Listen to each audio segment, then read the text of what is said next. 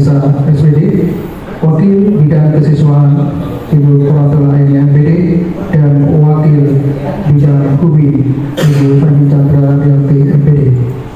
Dan yang kami hormati Kepala Program dan juga Kepala Bengkel yang memang tidak kami sebutkan satu-satu, memang tidak memiliki rasa hormat.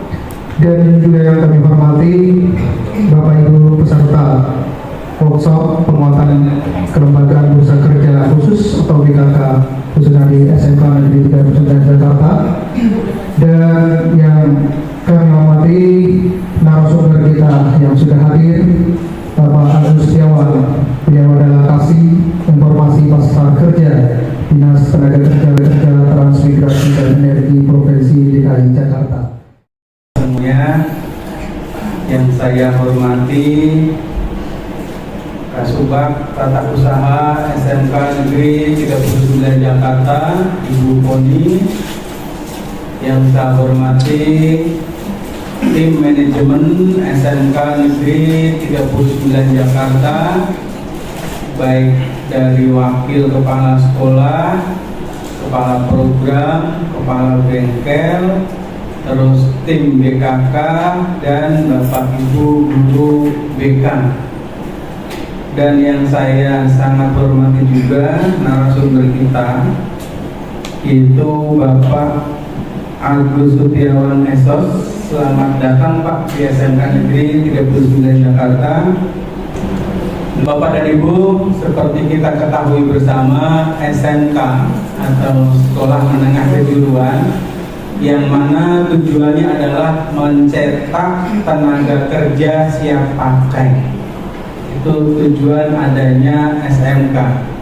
Sehingga kalau sudah mencetak tenaga kerja siap pakai, otomatis tenaga kerja tersebut harus bisa bekerja di tempat kerjanya masing-masing atau di lapangan kerja yang ada. Tentunya akan sangat-sangat dibutuhkan sebuah lembaga yang bisa menyalurkan tenaga kerja yang sudah kita cetak tadi atau lulusan SMK tadi ke dunia kerja. Maka dari itu lembaga yang dibutuhkan adalah namanya Bursa Kerja Khusus atau BKK. Dan alhamdulillah di SMK Negeri 39 Jakarta sudah terbentuk tim BKK. Tetapi setelah saya konfirmasi, rupanya surat izinnya belum ada, gitu kan? Bapak dan Ibu, untuk kali ini nanti akan disampaikan oleh Bapak kita, Pak narasumber kita, Pak Agus, tentang bagaimana sih untuk dapat menguatkan lembaga kita yang tadi kita sebutkan BKK tersebut, sehingga nanti akan menjadi lebih efektif dan efisien dalam melaksanakan tugasnya. Karena BKK sendiri menjadi faktor yang sangat penting pada saat sekolah khususnya SMK diminta keterangannya tentang sudah berapa persen lulusannya yang sudah bekerja, sudah berapa persen lulusannya yang melanjutkan, sudah berapa persen lulusannya yang berwirausaha. Itu semuanya ada di kelembagaan BKK tersebut.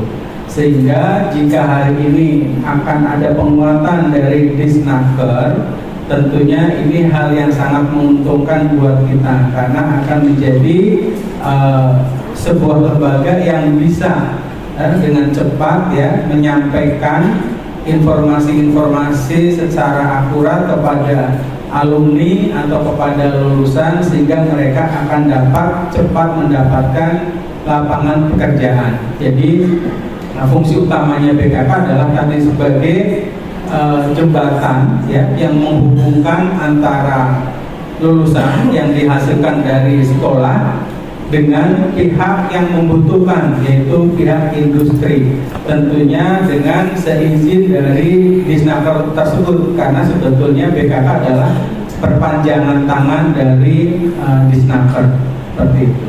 Sama seperti misalnya di kita masih ada lagi LSP. LSP juga sama, perpanjangan tangan dari BNSP. Itu apa? Untuk mensertifikasi anak-anak kita yang nanti akan lulus, sehingga pada saat dia sudah lulus, dia sudah tersertifikasi kompetensinya, sehingga untuk mendapatkan pekerjaan akan lebih mudah karena sudah tersertifikasi. Yang pertama adalah kita ngomong landasan hukum dulu Bapak Ibu. Jadi PKK ini diatur di Undang-Undang 13 tahun 2003 tentang ketenagakerjaan. Nanti di bawahnya banyak sekali ya tentang kesepakatan bersama antara Kementerian Pendidikan dan Kementerian Tenaga. Lalu yang menjadi pokoknya nanti ada di nomor 5 Permenaker nomor 39 tahun 2016 tentang penempatan tenaga kerja. Jadi sekolah, ya, institusi sekolah pendidikan adalah lembaga yang ditunjuk oleh negara sebetulnya ya, untuk mengadakan pendidikan yang berkualitas ya. Ada di Undang-Undang Dasar tahun 1945, di mana hak warga negara itu adalah mendapatkan pendidikan. Akan tetapi ranah kerjanya itu Bapak Ibu yang di sekolah itu ranah kerjanya bukan angkatan kerja namanya. Jadi yang mereka bersekolah, melakukan pelatihan, terus berumah tangga ya, untuk perempuan yang berumah tangga tapi tidak aktif di di lapangan usaha atau lapangan kerja, maka itu bukan angkatan kerja. Jadi Bapak Ibu itu ranahnya sampai kelas 3 ya, kelas 3 sekarang kelas 12 ya. Itu adalah mereka bukan angkatan kerja. Ya.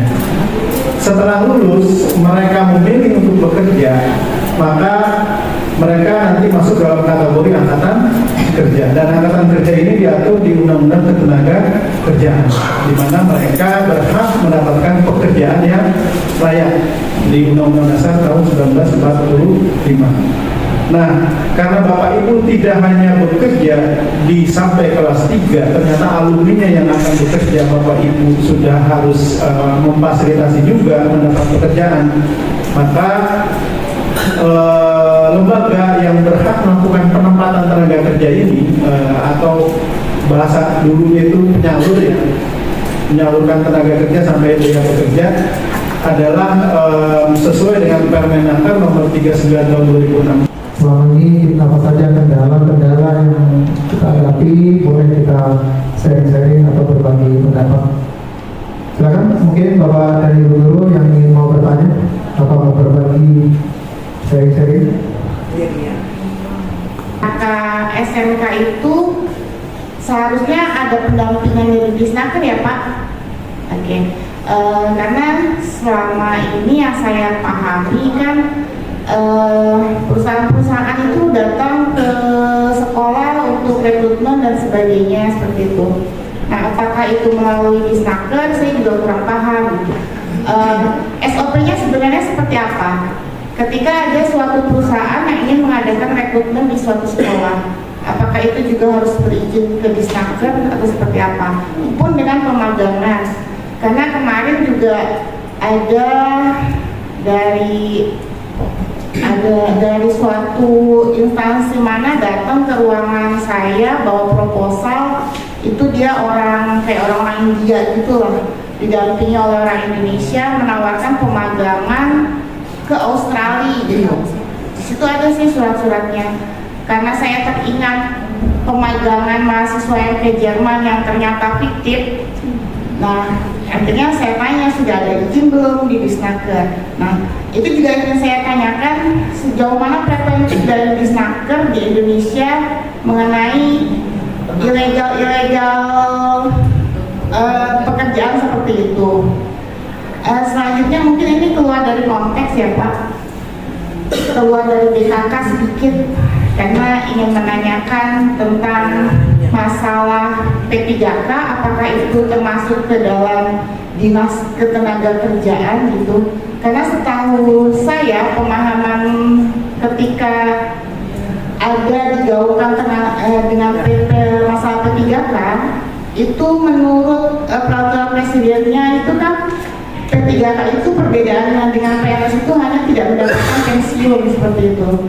Tapi kenapa kesininya kok mereka sepertinya dari segi tunjangan dan sebagainya beda dengan PNS. Udah gitu dengan jenjang karirnya juga kok beda gitu. Apakah itu ranah dari Disnaker juga atau seperti apa? Itu saja Pak, terima kasih. Harusnya penempatan aja yang mungkin yang harus dilaporkan ya. Karena kami dalam laporan BKK itu cuma minta data penempatan dalam jumlah orang aja gitu ya, nggak perlu sampai kayak tracer study ya. Tapi kalau tracer study kan terikat dengan Kementerian Pendidikan dan Dinas Pendidikan. Kami sebetulnya lebih kepada data penempatannya berapa sih alumninya setiap tahun atau setiap bulan. Jadi itu kenapa ada BKK, ada tanda daftarnya. Bapak Ibu sudah punya SIM untuk melakukan perantaran. Ya, salah satu katanya yang kita bahas, katanya dengan perkembangan teknologi itu mempengaruhi suplai tenaga kerja. Jadi apakah misalnya gini Bu, sekarang trennya tren elektronik, tren digital, apakah itu otomatis meningkatkan kualifikasi digitalisasi tersebut terhadap tenaga kerja atau tidak? Ternyata banyak pengaruhnya. Ada jurusan perfilman. Oh, kalau saya salah ketemu Bu Suzan namanya. Iya. Dan saya ngobrol juga perfilman ini secara digitalisasi mereka mengikuti perkembangan zaman. Betul nggak Bu? Betul. Akan tetapi berhubungan dengan pasar kerja, ternyata untuk kualifikasi yang setinggi itu ya, di dunia kerja butuh, karena untuk mendapatkan legitimasi D3 itu baru dia bisa bekerja. Nah ini jadi faktor-faktor kan bukan X makanya lagi ya, ternyata faktor X ini banyak sekali mempengaruhi kualifikasi perusahaan. Jadi banyak orang pintar Bu, tapi nggak sesuai kualifikasi.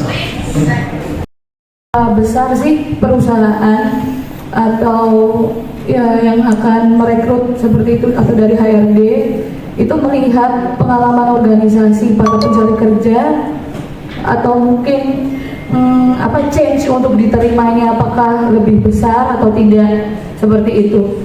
Misalnya seorang pelamar itu pernah menjadi presiden mahasiswa, itu kan sudah sangat terlatih sekali ibaratnya untuk kemampuan interpersonalnya, problem solving, decision making misalnya, dan lain sebagainya. Apakah itu juga menjadi nilai plus bagi pelamar kerja di sebuah perusahaan apabila dia itu memiliki riwayat organisasi yang mungkin cukup relevan lah jika kemampuannya itu nanti digunakan untuk menunjang karirnya dia dalam perusahaan tersebut. Terima kasih. Itu dulu di lembaga ini sedang apa aktivitasnya, ini apa, itu ditanya. Saya kira kalau dia pernah jadi ketua OSIS, ketua BEM, itu sangat berpengaruh. Ya, berpengaruh. Cuma harus dianalisis juga ya Bapak Ibu. Ada juga perusahaan-perusahaan itu yang misalnya gini, ketua BEM ini berarti kan ketua OSIS ya. Ketua BEM lah, kalau OSIS mah kan masih ini ya. Ketua BEM itu udah politis banget ya.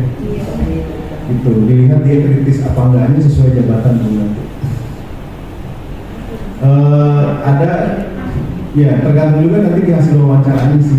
Kalau dicantumkan itu sangat berpengaruh ya. Gitu. Ada kualifikasi perusahaan yang membutuhkan anak-anak yang nggak aktif, ada begitu. Gitu ya. Contohnya di anak-anak akuntansi gitu ya.